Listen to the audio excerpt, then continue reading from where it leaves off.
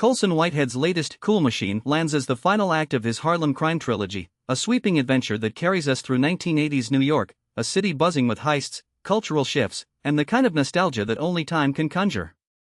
The book follows Ray Carney, a furniture merchant whose storefront proudly proclaims nice furniture for nice people, yet whose life leans on the edges of the shadow economy. Ray is a family man, a softie, yet he's pulled into a world of crime where his long-standing shop becomes as a fence for a crew of thieves. The reader's eye is drawn to Ray's habit of looking up at the apartment windows above his shop.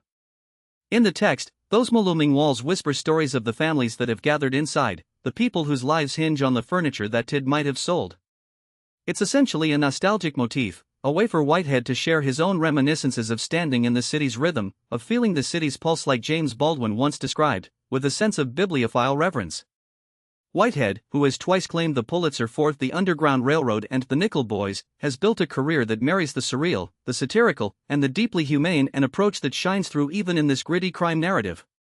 Prior to Cool Machine, the trilogy began with Harlem Shuffle in 2021, a novel set in the late 1950s and early 1960s. That book introduces us to the night Ray finally claims his place in the Harlem elite, after being outraged by a club's refusal to admit him. The heist barges in when the crew, one of them is Ray's cousin Freddie, contemplates robbing the Hotel Teresa, once known as the Waldorf of Harlem. During that uneasy, high-stakes season, Ray becomes the trusted fence for the crew's loot.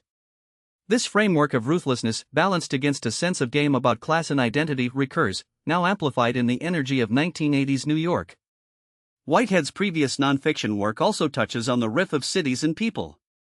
In 2003, his memoir The Colossus of New York began with a gentle invitation to cherish the old apartments. Later, in John Henry Days, he chronicled his experience with hack journalists in West Virginia, culminating in a sentence that poked fun at a William Carlos Williams poem about a pickup truck. In Cool Machine, the world is pulsing with the fast-paced 1980s, fueled by a society's shift, the climb of black entrepreneurship into the inner city and the underground underbelly.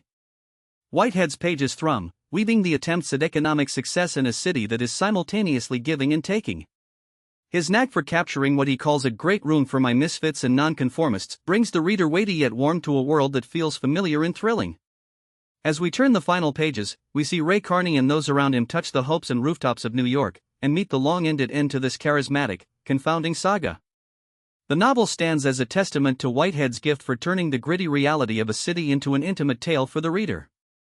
I hope you enjoy this journey into the last chapter of the Harlem Crime Trilogy. Stay tuned for more in-depth intros and reviews from the presses and beyond.